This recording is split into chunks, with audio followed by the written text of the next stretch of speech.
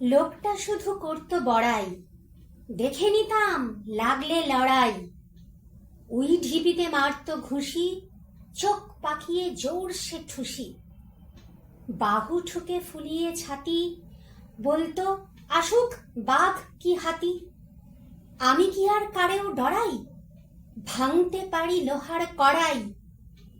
শুনে সবে কাঁপতো ডরে, খিল লাগিয়ে থাকতো ঘরে।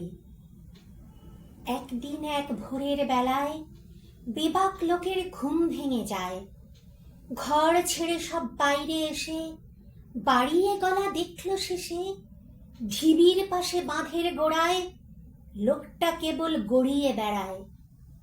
ব্যাপার কি ভাই, ব্যাপার কি ভাই, ফিস ফিসিয়ে বলল সবাই।